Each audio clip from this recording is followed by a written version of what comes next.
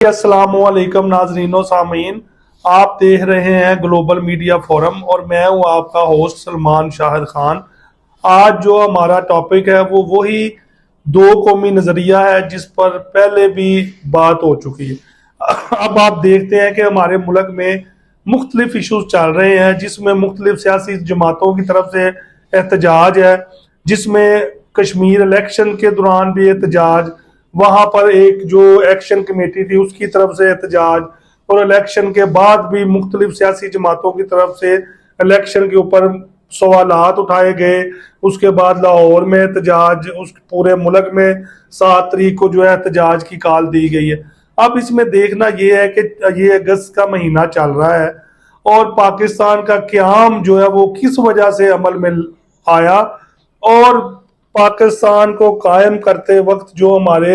लीडरान थे उनकी सोच क्या थी और जो उन्होंने नज़रिया पेश किया वो क्या था, जिससे हम ये अंदाज़ा लगा सकते हैं कि मौजूदा हालात में जो इश्यूज चल रहे हैं, आया कि वो दो कौमी नज़रिए और जिस बुनियाद पर पाकिस्तान कायम किया गया उससे कितनी मुमासलत रखते हैं, और आया कि इस तरह के मुख्तलिफ एहतजाज और इस पाकिस्तान के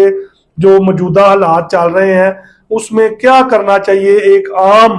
जो नौजवान है, तालिब इल्म है उसे, क्योंकि आम हालात में ये पता ही नहीं लगता कि हमें पाकिस्तान के नज़रिए में क्या बताया गया और हमें किस जमात के साथ मिलकर अपनी जिद्दोजहद को करना चाहिए और पाकिस्तान में किस वक्त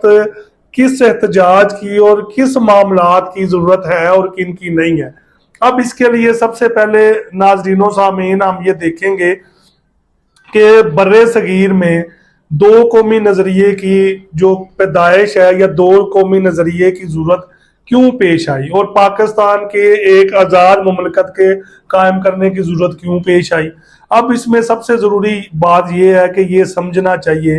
कि जो बर्रे सगीर का खित्ता है वो माजी में वहाँ पर मुसलमानों की तादाद इतनी ज़्यादा नहीं थी। जो मुख्तलिफ जो कह लें सलातीन दिल्ली आए, उन्होंने आकर यहाँ अपनी हुकूमतें कायम की। उसके अलावा जो कारोबारी लोग थे वो अरब से और दूसरे ममालिक से आए, उन्होंने अपने कारोबार शुरू किए। उसके बाद जो कह लें कि औलियाए कराम थे जिनके दरबार पूरे बर्रे सगीर में पाए जाते हैं वो आए, उन्होंने मुसलमानों की जो है बेहतरी के लिए काम किया और इस्लाम को फैलाने के लिए अपनी सबसे बेहतरीन कह लें कि सलाहियतें इस्तेमाल की। अब जब ये तमाम मामलात हो गए उसके बाद बहुत ही मुश्किल से मैं ये कहता हूँ कि अगर हमारे नौजवान तलबा जो है वो तरीके बर्रे सगीर पढ़ें तो उसे इस बात का उन्हें इल्म हो कि मुसलमान रियासत जो बर्रे सगीर में कायम हुई थी वो एक ही दिन में कायम नहीं हो गई थी और एक चुटकी बगत जाते या लम्हे के साथ ही ये सारा जो बर्रे सगीर है जो कई हजार कई लाख किलोमीटर पर मुहित है उस पर पाकिस्तान के क़याम से कई सौ साल पहले और ये जो मुसलमान एक रियासत का क़याम हुआ था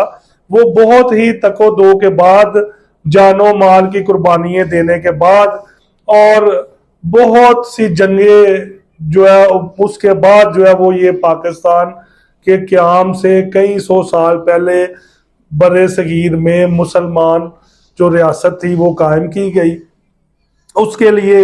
जो सलातीन दिल्ली है वो भी आए, उसके अलावा जो कह लें कि ईरान से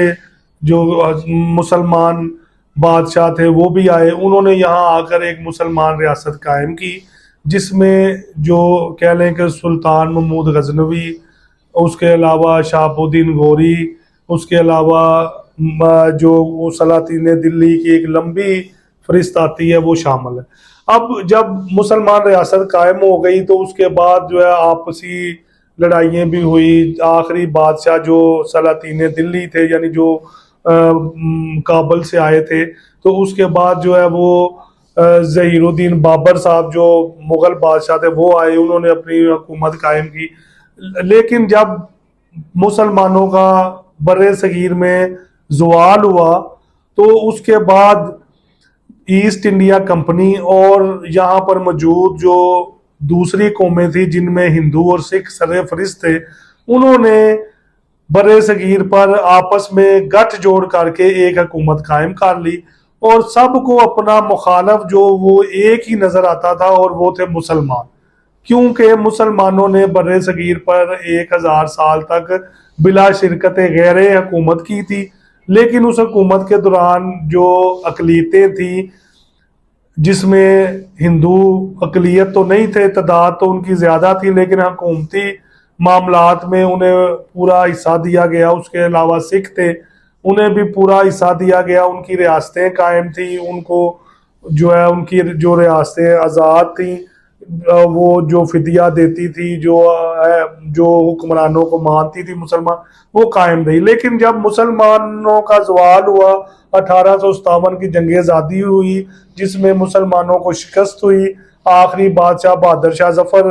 को शिकस्त हुई और उन्हें रंगून में जाकर जो है कैद कर दिया गया। उसके बाद मुसलमानों का कोई पुरसान हाल ना था और ये तहरीक जो शुरू हुई आज़ादी की, वो उसमें 100 साल लगा, यानी 1857 से 1947 के जो है दरमियानी ये जो फासला था, इसमें जो साल थे, उस दौरान मुसलमानों का बदतरीन इस्तेसाल किया गया। और ये मुसलमान जो लीडरान थे वो ये सोचने पर मजबूर हो गए कि अगर अंग्रेज के जाने के बाद, क्योंकि ईस्ट इंडिया कंपनी ने जब हुकूमत कायम की 1857 के बाद बड़े सगीर में उसमें मुसलमानों की जो नुमाइंदगी थी वो 0% हो गई।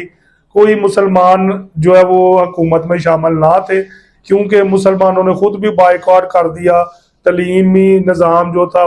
बड़े सगीर में अंग्रेज़ों का, वो और हुकूमत का, क्योंकि अंग्रेज़ों ने मुसलमानों की हुकूमत ख़त्म की थी। इस दौरान हिंदू और सिख और जो दूसरी कौमें थी ईसाई, वो अंग्रेज़ों के साथ मिल गए। उन्होंने हुकूमत पर कब्जा करने के लिए एक बाकायदा प्लान बनाया और जब मुसलमान हुक्मरान कह लें लीडरान थे, जो जिसमें सरफहरिस्त कायद आज़म मोहम्मद अली जिन्ना साहब थे, उन्हें यह पता लग गया कि अंग्रेज़ों के जाने के बाद बर्रे सगीर में मुसलमान और हिंदू और दूसरी जो कौमें हैं सिख और इस तरह की, वो उनको आपस में मिलकर नहीं रह सकती, क्योंकि इन्होंने मुसलमानों पर जुल्म सितम के पहाड़ ढाए थे और अगर मुसलमान इनके साथ मिलकर रहे तो इनका रहना जो है वो ऐसे ही है जैसे एक महकूम और एक हाकम कौम का। इस वजह से अल्लामा इकबाल जो शायर मशरक है, उन्होंने और मोहम्मद अली जिन्ना साहब ने, अल्लामा इकबाल साहब ने पाकिस्तान का तस्वुर पेश किया और दो कौमी नज़रिए की बुनियाद रखी। उन्होंने मुसलमानों पर यह वाज़िया किया कि मुसलमान कभी भी हिंदुओं की और जो दूसरे सिख है उनकी बातों में ना आए, क्योंकि अगर उन्होंने इनकी बातों में आए तो अंग्रेज़ों के जाने के बाद वो इनके साथ बेहतर सलूक नहीं करेंगे। इसकी बुनियाद पर पाकिस्तान कायम हुआ और इसी बुनियाद पर आगे चलना चाहिए था। लेकिन आज जो सूरत हाल पाकिस्तान में चल रही है, जिसमें हम लोग एक दूसरे के दस्तों गिरेबां हैं और हमें ये पता ही नहीं है कि कौन सच्चा है और कौन झूठा, और ना ही हमें कोई ऐसी सिमत नजर आ रही है कि जिसके पीछे एक लीडर के चले, जैसे कायद आज़म साहब के पीछे चले, अल्लामा इकबाल साहब के पीछे चले तो हम एक मंजिल पर पहुंच गए। लेकिन इस वक्त जो मामलात चल रहे हैं उसमें जो है ये वाज़िया नहीं हो रहा कि किस सिमत में जाया जाए और किसके पीछे चला जाए तो वो हम अपने मंजिल को पहुंच जाए। इसके लिए सबसे ज़रूरी ये है कि हम दो कौमी नज़रिए को असर नो समझें और अपने नौजवानों को उसकी बाकायदा तालीम दे कि हम क्या चाहते हैं, किस लिए पाकिस्तान का क़याम हुआ था और क्यों हमें हिंदुओं से अलहदा करके एक कौम और एक मुल्क की शक्ल इख्तियार की गई। जी, बड़ी मेहरबानी।